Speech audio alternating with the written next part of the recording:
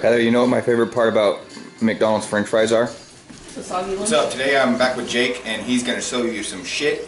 What are you going to show him? Today I'll be taking out a Glock trigger and putting it back in. Okay, so in order to take out the Glock trigger, you have three primary pins that you're going to be working with. These two up here and this one on the rear. It'll look a little different based on the gen of the Glock, but it's always in the same spot. So the first one we're going to take out is this big one right here.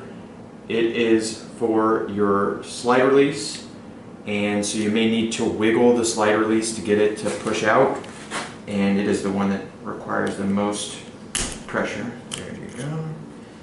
And then the slide release is going to come out. And next we're going for the little one above it, and it should come out pretty easy.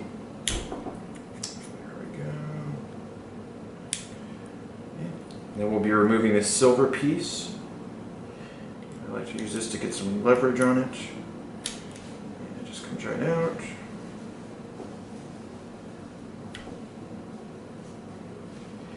Alright, so we're going to move to the rear of the gun, and this last pin should just come right out. You can see that. Alright, and you just grab from here, and the whole trigger should come out. We've got the trigger out of the Glock, and if you're going to be replacing the trigger, you need to go a little bit farther. So what we're going to do is be taking this off. You're going to put your finger here to get some leverage, lift up and to the left, and it just pops right out like that. And then you're going to be dealing with this little spring here, and as you can see, you're just trying to get it out right there. So you're going to bring it around like this, and it pops right out like that. And then you come back with your new trigger, and just remember that this should be in the shape of a cross, and you're coming from the left of it. It's important because if you do it the wrong way, this is not going to work. So get it, and it just pops right back on the same way it came off. There we go. Okay, so it's secure. We're going to bring it back around, and we're trying to get the right arm into this groove. You can see it from this side. Right here is what we're dealing with. And so you're going to do the same thing. Lift it up, slide it in, except you're going the opposite way, so it's going to be going to the right. And the assembly is back together. And then in order to put it in the gun, you're just doing it the same way backwards. Start with the trigger. Make sure you get it in there good.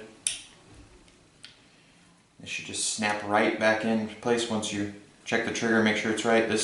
You'll hear a click. You might not have been able to hear it on the camera. And you go with the smallest pin, and it should just go in really easy. If it doesn't go in easy, you need to finagle this to where it's right. Finagle what? Show it. This right here, the trigger group. And make sure that's even. Okay.